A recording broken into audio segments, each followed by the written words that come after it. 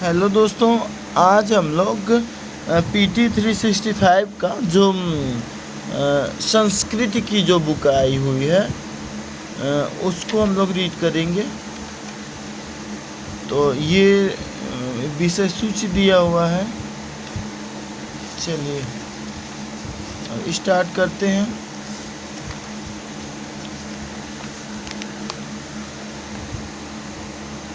मूर्तियाँ, मंदिर एवं स्थापत्य, यानी कि मूर्तियों और मंदिर और स्थापत्य से रिलेटेड जितने आर्टिकल हैं उनको हम लोग सबसे पहले पढ़े हैं। यूनेस्को द्वारा मान्यता, शांति निकेतन सुर्खियों में क्यों? शांति निकेतन भारत का 41वां यूनेस्को विश्व धरोहर स्थल है। 41वां यूनेस्को विश्व धरोहर स्थल बन गया है।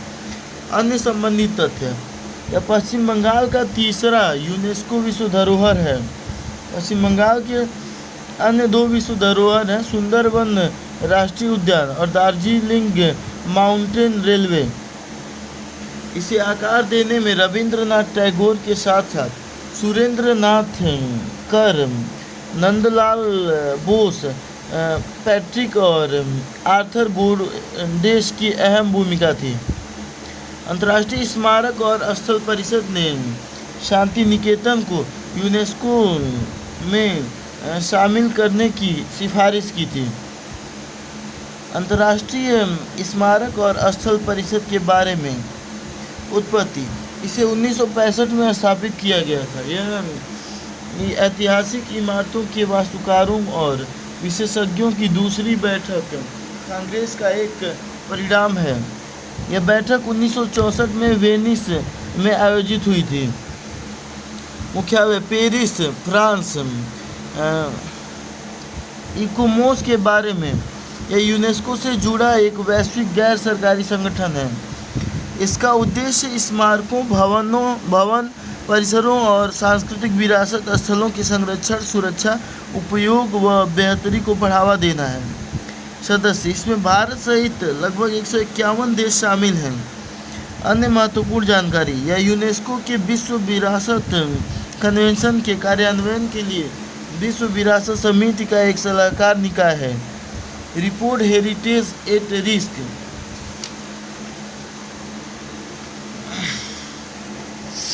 शांति निकेतन के बारे में अवस्थिति, यह पश्चिम बंगाल के बीरभूम जिले में स्थित है। संक्षिप्त विवरण, शांति निकेतन ने भारत की प्राचीन, मध्यकालीन और लोक परंपराओं के साथ जापानी, चीनी, फारसी, बाली, वर्मी तथा डेको कला शैलियों, पश्चिमी यूरोप और संयुक्त राज्य अमेरिका को भी अपनाया है। विशिष्टता, यह कला की संपूर्ण कृति का एक विशिष्ट भारतीय उदाहरण है। यहाँ जीवन, शिक्षा, कार्य और कला अपने स्थानीय एवं वैश्विक रूपों के साथ एक दूसरे से जुड़े हुए हैं। स्थापना, प्रारंभिक दिन। स्थापना 19वीं शताब्दी के मध्य में महर्षि देवेंद्रनाथ टैगोर, रविंद्रनाथ टैगोर के पिता ने इसकी स्थापना की थी। यहाँ मृदा अपरदन के कारण कुछ क्षेत्र बंजर भूमि में बदल गया था। इस घटना को स्थानीय भाषा में खोई कहा जाता है। प्रमुख स्थापत्य और सांस्कृतिक विशेषताएं, समग्र रूप से कांच का मंदिर शांति निकेतन परिसर में बनी प्रथम संरचना थी। यह मंदिर किसी संप्रदाय विशेष के लिए नहीं थी। स्थानीय स्थापत्य शैली, भवन निर्माण सामग्री, भवन निर्माण में मिट्टी और घास फूस जैसी पारंपरिक सामग्री तथा मजबूत सीमेंट, कंक्रीट दोनों तरह की सामग्रियों का इस्तेमाल किया गया है। सजावट, परिसर की दीवारें प्रमुख भारतीय कलाकारों द्वारा निर्मित भित्ति चित्रों, फ्रेस्को विधि से बने चित्रों और मूर्तियों से सुसज्जित है। कालोबारी की दीवारें और गलियारे भरहुत, महाबलीपुरम, मोहनजोदड़ो, मिस्र व असीरियन रूपांकनों से अलंकृत है। अलग अलग संस्कृतियों की स्थापत्य कला के मुख्य तत्व। संस्कृति, चीन उदाहरण गुहागर की गोलाकार खिड़की। जापान, काष्ठ कृतियाँ, नौ गोथिक और नौ क्लासिकी। बंगला शैली की का शांति निकेतन और शुरूल कुथिबारी। बौद्ध, अजंता पाठ भवन और सांची छतीम तल की रेलिंग। सल्तनत और मुगल काल, मेहराब अग्रभाग और जालियां। बंगाली, चैती, यह एक ग्रामीण बंगाली झोपड़ी से प्रेरित है। रविन्द्रनाथ टैगोर के अधीन शांति निकेतन। वर्ष 1901 में रविन्द्रनाथ टैगोर ने शांति निकेतन में ब्रह्मचर्य आश्रम की स्थापना की थी। यह तपोवन और गुरुकुल जैसी प्राचीन वैदिक परंपराओं से प्रेरित था। इसमें वृक्षों की छाया के नीचे खुली हवा में कक्षाएं आयोजित की जाती थीं। इस आश्रम को 1925 में पाठ भवन के नाम से जाना जाने लगा था।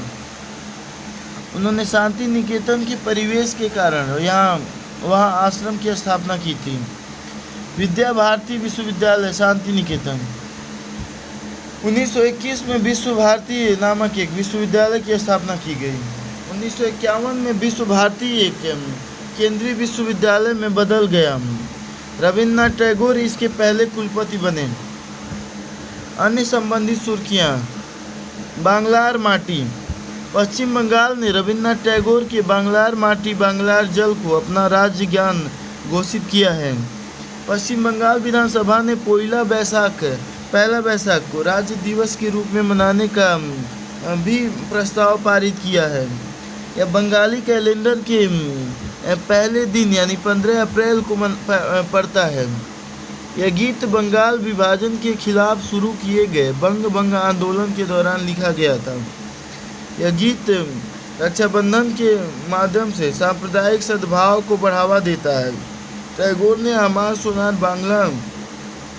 बांग्लादेश का राष्ट्रीय गान की भी रचना की थी।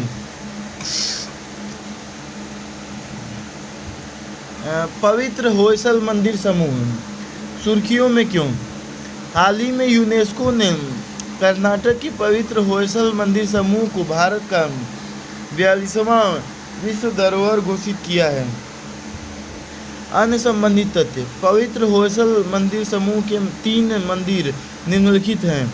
चेन्ना केशव मंदिर वेल्लूर, होयसलेश्वर मंदिर हलेबीडु तथा केशव मंदिर सोमनाथपुरा। होयसल मंदिर समूह कर्नाटक का 4था विश्व धरोहर है। कर्नाटक के अन्य 3 विश्व धरोहर हैं हम्पी, पत्तदकल और पश्चिमी घाट कर्नाटक वाला भाग। होयसल मंदिर और उनकी अनूठी विशेषताएं। चेन्ना केशव मंदिर, इसे विजय नारायण मंदिर के नाम से भी जाना जाता है।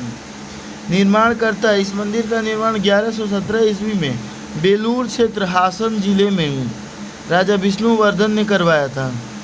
मंदिर यज्ञचित नदी के तट पर अवस्थित है। देवता। यह एक देवालय वाला मंदिर है। इसके गर्भगृह में भगवान कृष्ण की मूर्ति स्थापित है। यह मंदिर भगवान विष्णु को समर्पित है, जो चेन्ना केशव के नाम से भी लोकप्रिय है। यहाँ चेन्ना का अर्थ सुंदर और केशव विष्णु का अन्य नाम है। यह मंदिर वर्तमान में भी श्रद्धालुओं के लिए खुला है। इन तीनों मंदिरों में से यही एकमात्र मंदिर है जहाँ श्रद्धालुओं द्वारा पूजा अर्चना की जाती है। होयसलेश्वर मंदिर हलेबीडु मंदिर है। निर्माणकर्ता। इसे 1121 ईस्वी में हलेबीडु हासन जिले में बनवाया गया था। राजा विष्णुवर्धन ने इस मंदिर के निर्माण में महत्वपूर्ण भूमिका निभाई थी। यह मंदिर द्वार समुद्र झील के तट पर अवस्थित है। देवता। यह नटराज के रूप में भगवान शिव को समर्पित है। शिव का यह रूप संहार के देवता के रूप में विख्यात है। केशव मंदिर। निर्माणकर्ता। इसका निर्माण होयसल राजा नरसिंह तृतीय के शासनकाल में एक उच्च अधिकारी सोमनाथ ने 1268 ईस्वी में सोमनाथपुरा मैसूर में करवाया था। यह मंदिर कावेरी नदी के तट पर अवस्थित है। देवता। ये एक त्रिकूट मंदिर है। यह मंदिर भगवान कृष्ण के 3 रूपों अर्थात जनार्दन, केशव और वेणुगोपाल को समर्पित है। होयसल मंदिर स्थापत्य शैली। होयसल मंदिर समूह है मंदिर निर्माण की मिश्रित या वेसर शैली में निर्मित है। इस शैली की मुख्य विशेषताएं निम्नलिखित हैं। ये आप देखिए, ये चेन्नाकेश्वर मंदिर है, ये होयसलेश्वर मंदिर है और ये केशव मंदिर है।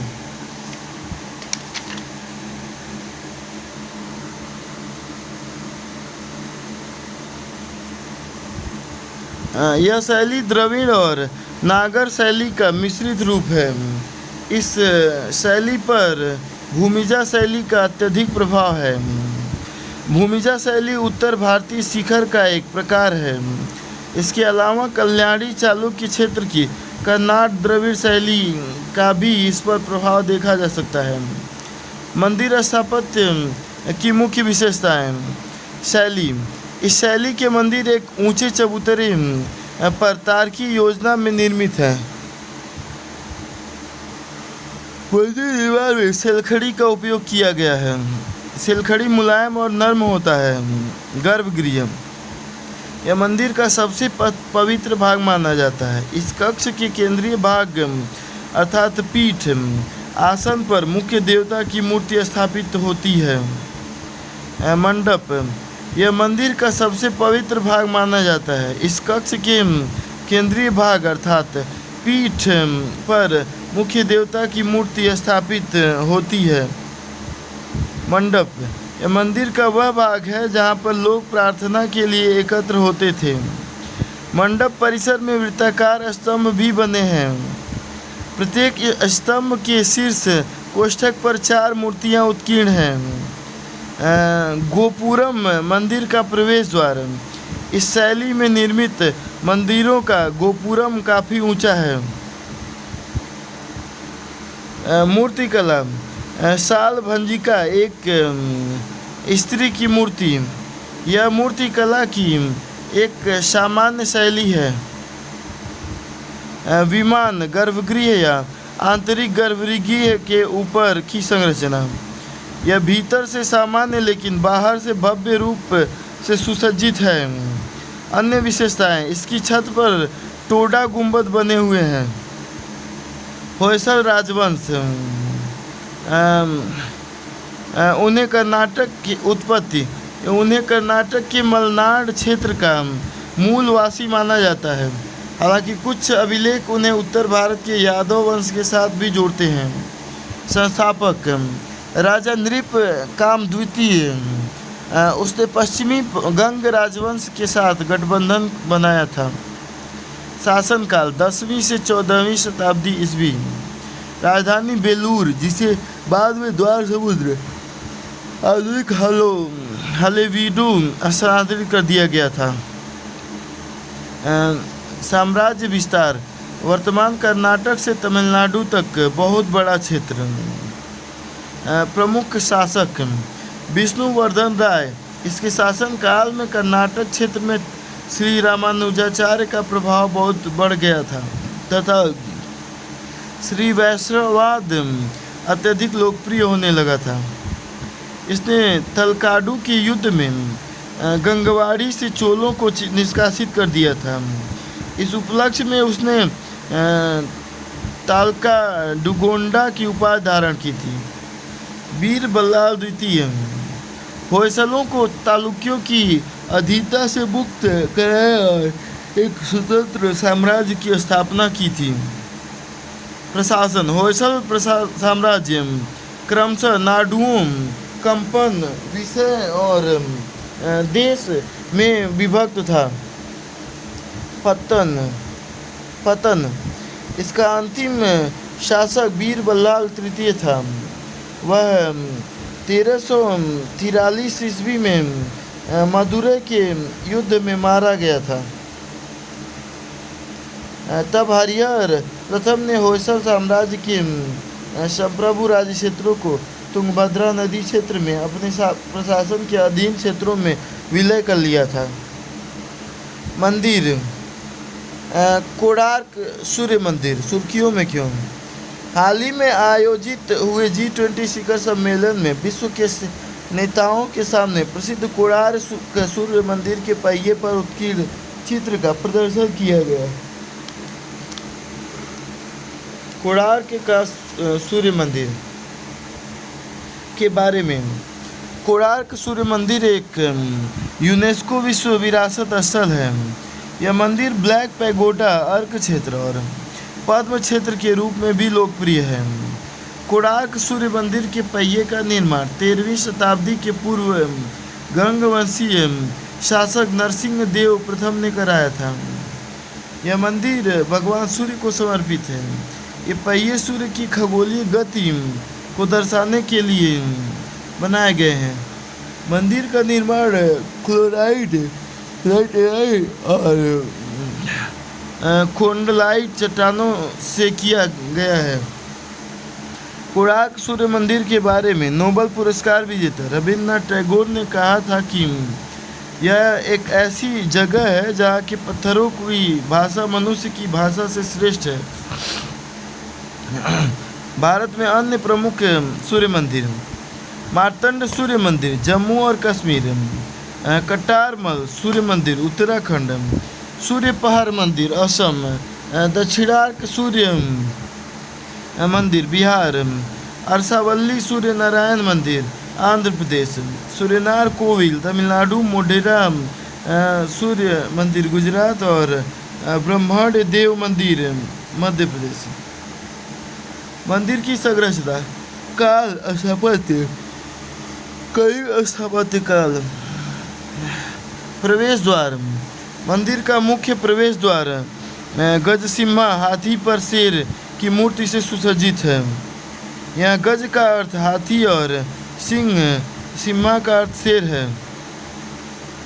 पौराणिक कथाओं के अनुसार यहाँ शेर अहंकार का और हाथी धन का प्रतीक है तथा ये दोनों अहंकार व धन की ही मनुष्य के पतन का कारण बनते हैं। नाट्य मंडप: प्रवेश द्वार के बाद नाट्य मंडप आता है। यह सूर्य मंदिर में नृत्य और रंगमंच के लिए बना एक विशाल कक्ष है। जगमोहन यह मंदिर का सभा कक्ष है। देउल: जगमोहन के बाद देउल नामक संरचना आती है। यह एक गर्भगृह है जहाँ पर मुख्य देवता की प्रतिमा स्थापित की गई है। भोग मंदिर रसोई घर: यह वह स्थान है जहाँ पर देवता और श्रद्धालुओं के लिए भोग बनाया जाता है। कलिंग स्थापत्य कला की प्रमुख विशेषताएं: ये पीढ़ा है, ये घंटा है, पिस्ता, जंघा, बरांदी, जंघा, राह प्रभा, आमल या भूमि, ये आमलक, कलश, ये मंडी है, ये बाड़ा है।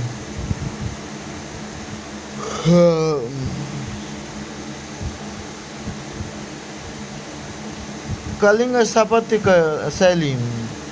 प्रकृति: मंदिर निर्माण का कलिंग स्थापत्य शैली उत्तर भारत की नागर शैली और दक्षिण भारत की द्रविड़ शैली का स्थित मिश्रित रूप है।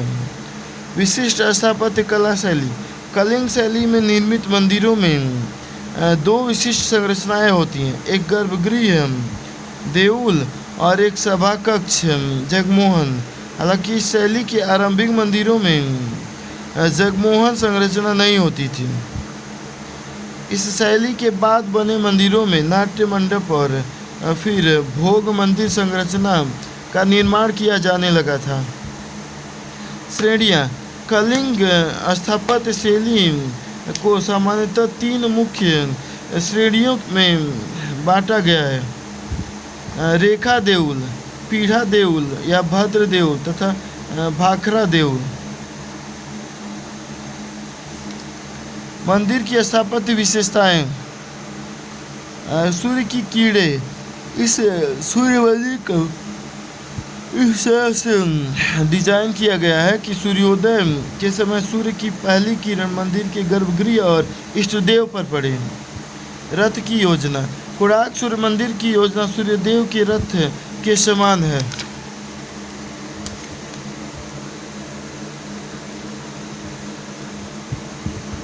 कोणार्क रथ मंदिर के पहियों की परिधियां पक्षियों, जानवरों और पर्ण समूहों की नक्काशी से अलंकृत है। पहियों की तीलियों में बने चित्रफलकों पर अलग अलग विलासितापूर्ण मुद्राओं में महिला आकृतियां उत्कीर्ण हैं। 7 घोड़े। भागवत गीता में इन 7 घोड़ों को गायत्री, उष्णिक, अनुस्तु, वियति, पगई, विष्णु और जगती नाम दिया गया था। ये संभवतः वेदों के पवित्र छंदों की लयबद्ध प्रस्तुति का प्रतीक है। इन 7 घोड़ों के नाम भी इंद्रधनुष के 7 रंगों में आधारित हैं। सहस्रार नार बैंगनी, इंद्रनील इंडिगो, नीला हरित हरा, पीत पीला, कौसुंभ नारंगी और रक्त लाल। मंदिर में नक्काशी। युद्ध अश्व। कोणार्क मंदिर के दक्षिणी हिस्से के सामने युद्ध अश्वों की नक्काशीदार 2 मृण मूर्तियां हैं। युद्ध अश्व प्रतिमा को ओडिशा सरकार ने अपने राजकीय चिन्ह के रूप में स्वीकार किया है। सूर्यदेव मंदिर में 3 महत्वपूर्ण स्थलों पर सूर्यदेव की 3 प्रभावशाली मूर्तियों को इस तरह से स्थापित किया गया है कि सूर्योदय, दोपहर और सूर्यास्त के समय सूर्य का प्रकाश इन मूर्तियों पर अलग अलग पड़ता है। अन्य कुछ नक्काशीदार आकृतियां भावमय मुद्रा में उत्कीर्ण की गई हैं, जबकि अन्य आकृतियों से मिथकीय जीवों, हाथियों व पक्षियों को उत्कीर्ण किया गया है। कोणार्क पहिए की अलग अलग व्याख्याएं समय, जीवन चक्र, राशियां, धर्म चक्र, धोखाधड़ी और लोकतंत्र का प्रतीक है। पूर्वी गंग राजवंश संस्थापक कमरड़ो को पूर्वी गंग वंश का संस्थापक माना जाता है।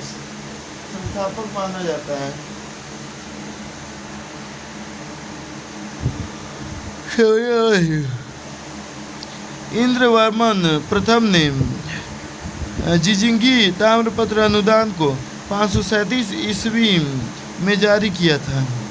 इस वंश का सबसे प्रतापी शासक अनंत वर्मन चोटगंग था।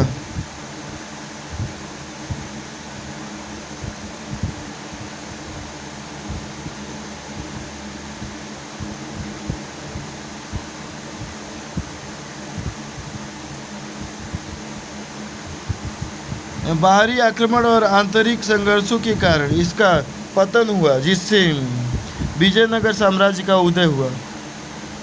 शारदा मंदिर सुर्खियों में क्यों? जम्मू कश्मीर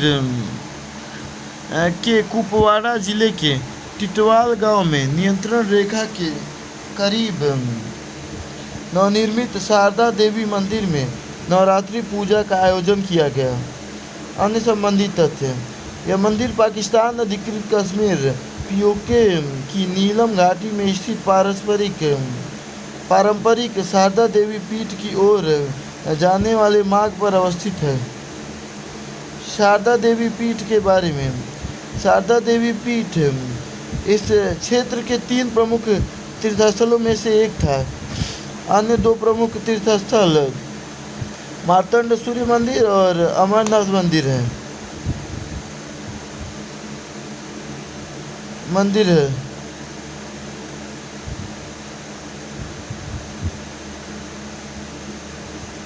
यह मंदिर मार्तंड मंदिर से काफ़ी मिलता जुलता है। प्रसिद्ध विद्वान और यात्री अलबरूनी ने मंदिर का उल्लेख एक प्रतिष्ठित पूजनीय तीर्थ स्थल के रूप में किया है। शारदा देवी का पाठ, शारदा देवी पीठ का महत्व।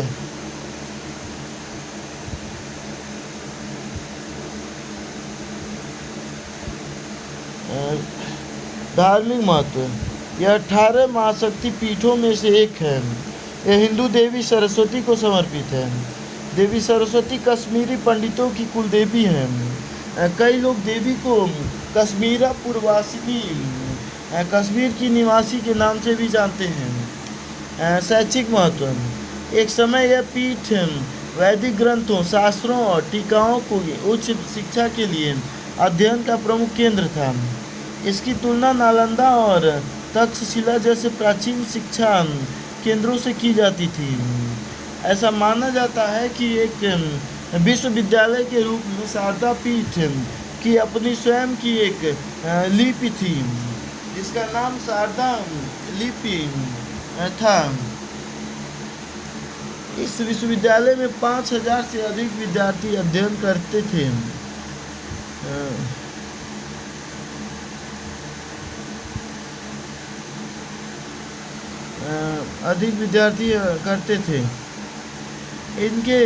इसके परिसर में एक विशाल पुस्तकालय भी था। ऐसा कहा जाता है कि प्रसिद्ध विद्वान आदि शंकराचार्य भी शारदा विश्वविद्यालय में अध्ययन किया था। यह भी मानता है कि वैष्णव परंपरा के सबसे महत्वपूर्ण प्रतिपादकों में से एक श्री रामानुजाचार्य ने भी शारदा पीठ का भ्रमण किया। सुर्खियों में रहे अन्य मंदिर, त्र्यंबकेश्वर मंदिर है। देखिए, ये महाकालेश्वर मंदिर है, ये ओमकारेश्वर मंदिर है,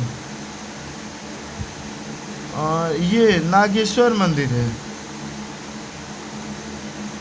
और ये सोमनाथ मंदिर भी उसी के साथ है। त्र्यंबकेश्वर मासिक महाराष्ट्र यहाँ है।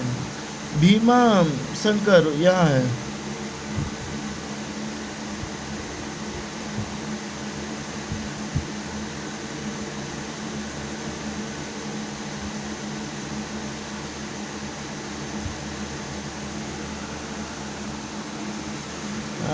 त्र्यंबकेश्वर मंदिर भारत में स्थित ज्योतिर्लिंग, सब लाइन से। महाकालेश्वर यहाँ पे है, ओमकारेश्वर यहाँ पे है, नागेश्वर और सोमनाथ यहाँ कहीं होगा, यही है। ये नागेश्वर है, ये सोमनाथ है। त्र्यंबकेश्वर यहाँ पे है, भीमाशंकर यहाँ पे है, रामेश्वर यहाँ है, मल्लिकार्जुन यहाँ है, गणेश्वर यही है, काशी विश्वनाथ वाराणसी यहाँ है, वैद्यनाथ देवघर झारखंड यहाँ है।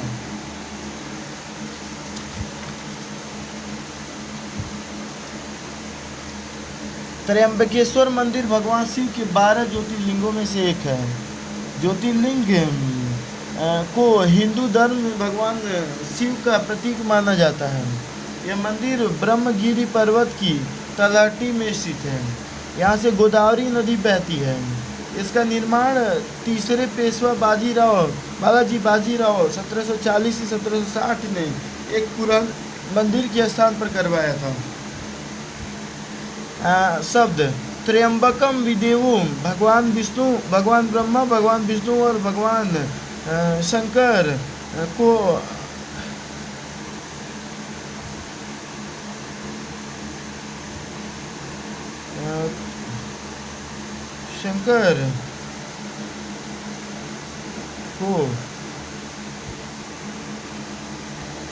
भगवान महेश को इंगित करता है। यह मंदिर स्थापत्य कला की नागर शैलियों में निर्मित है। इसका निर्माण काले पत्थर से किया गया था। यह ज़्यादातर भारत के उत्तरी भाग में प्रचलित है। तुंगनाथ मंदिर, यह मंदिर उत्तराखंड के रुद्रप्रयाग जिले में अवस्थित है। यह मंदिर 1000 वर्षों से भी अधिक पुराना है। एक मान्यता के अनुसार पांडव अर्जुन ने इस मंदिर की नींव रखी थी। यह दुनिया में सर्वाधिक ऊंचाई पर स्थित शिव मंदिर है। यह 12,000 फीट से अधिक ऊंचाई पर है स्थित है। इसे तृतीय केदार भी कहा जाता है क्योंकि यह गढ़वाल हिमालय में मौजूद शिव मंदिरों के पंच केदार समूह का हिस्सा है।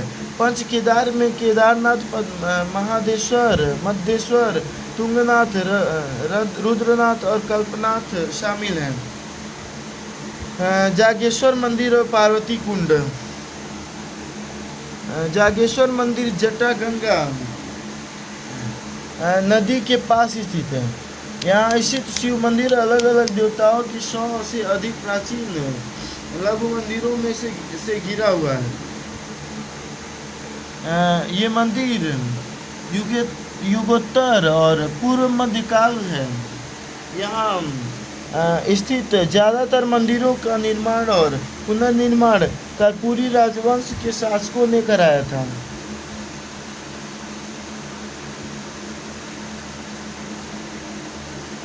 स्कंद पुराण और लिंग पुराण के अनुसार शिवलिंग की पूजा सबसे पहले जागेश्वर से आरंभ हुई थी। यह क्षेत्र भगवान शिव की पूजा करने वाले संप्रवादी संप्रदाय लकुलिश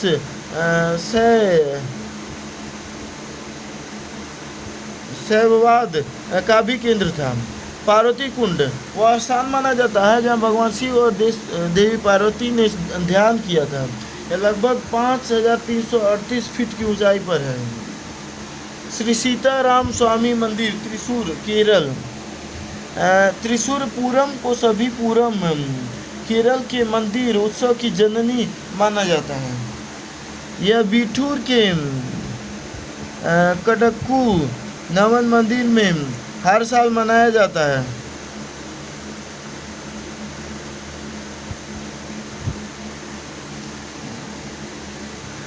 यह मंदिर भगवान श्री सीताराम, भगवान अयप्पा और भगवान शिव को समर्पित है। त्रिशूर पूरम महोत्सव के अवसर पर सीताराम स्वामी मंदिर में 56 फीट ऊंची केरल की नकली खरीद की है।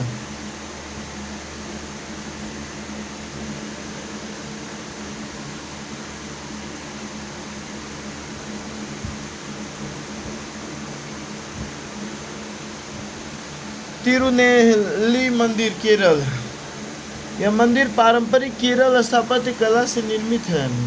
यह केरल के वायनाड में ब्रह्मगिरी पहाड़ियों के पास पापनाशनी नदी के तट पर अवस्थित है। इस प्रकार यह मंदिर त्रिदेवों शिव, विष्णु और मुख्य देवता और ब्राह्मण से धन्य है, ब्रह्मा से धन्य है। ये तिरुनेल्ली मंदिर